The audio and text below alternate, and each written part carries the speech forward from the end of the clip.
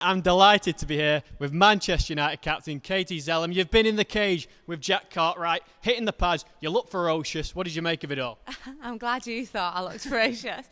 It's amazing. I love embracing myself in a new sport. I think Jack's obviously a good teacher because I have no experience whatsoever. Obviously, Jack, a fantastic athlete. He's been putting you through your paces. If you weren't a footballer, could you imagine yourself getting into this cage? I'm not sure that I've got the qualities to be in the cage. Maybe with a bit of practice and Jack's help. You never know. Obviously, because you're magic on the ball for Manchester United, I'm going to give you a magic one, right? If you could fight anybody in the world, they can be real, they can be fictional, who would you get in with? That is a tough question. Maybe I would fight. This is a really hard question, actually. Who did Jack say? Jack, I gave Jack completely different questions. He didn't give me anybody for you, but who should we fight? What TV shows are you into? We'll come up with a character. Do you know what I really like? Lupin.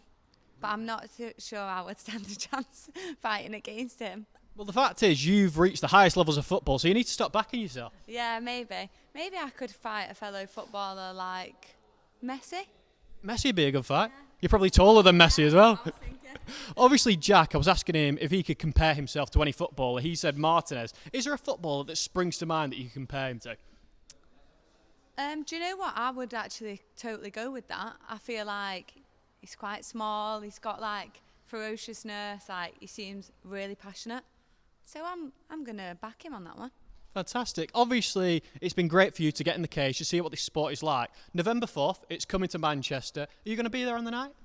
I've actually got Brighton away, which I wish I could be here to support Jack. The furthest trip possible in England, and that's the day after the fight. But I'll definitely be watching. You've done amazing things for Manchester United, such an inspiration. Obviously, the Champions League didn't go the way you wanted it to, but what's it like for you to represent Manchester United in these amazing competitions, a club you supported from being a young girl? Yeah, it's incredible. I think I've grown up being around Manchester United, supporting Manchester United, playing for Manchester United as a kid, and to make so much history so far, just getting into the Champions League for us was something the club hadn't achieved on the women's side yet. So for me, representing my childhood club and being able to captain the side is like a dream come true. We know your dad, a professional footballer in his own right in his day. How proud is he of everything you've achieved? Yeah, he's so proud. Yesterday the game finished and he was in Paris, and the first thing he said to me was, "I'm so proud of you." And I think that means even more when someone's been there and done it, and my dad's played at Wembley, so for him to know that experience and say how proud he is of me just means that extra bit. So what was your childhood like when you first started playing football? Possibly a stigma back then which we're trying to eradicate as best as we can. What was life like for you? Were you out on the streets playing cuppies, playing one bounce, doing all that sort of thing?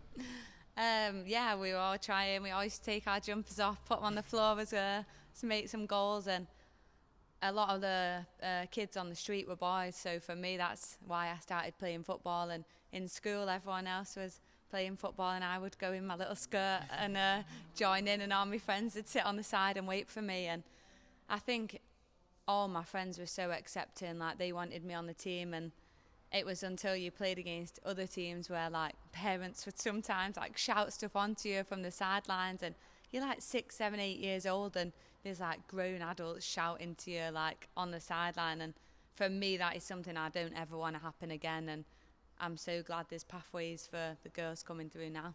I mean, obviously, pre-war, women's football used to be absolutely massive. I'm from Preston, where the Dicker ladies used to do big bits. Now it seems, with everything you're doing, with Man United, with what the Lionesses are doing, it seems like women's football is getting right up there with the men's again.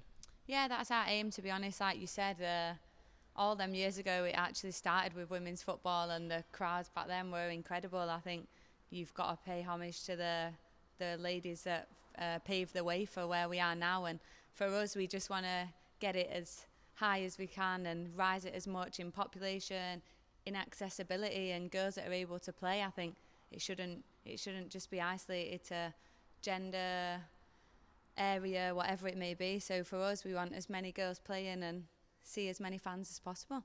Okay, I really appreciate you giving me some time today. It's been fantastic to speak to you and to see you in the cage with Jack. Before I let you go, is there anything you'd like to add? And obviously, I think Jack owes you one. He's trained you today. When are you going to take him on the football field? Yeah, maybe I can have a game of two-touch with him and see how he does. I think for me, I just want to get behind Jack, a Manchester lad, and I think everybody from Manchester knows how much it means to be from here and how proud we are of the city. So Manchester's produced a lot of sporting winners, and I'm sure Jack's going to be the next.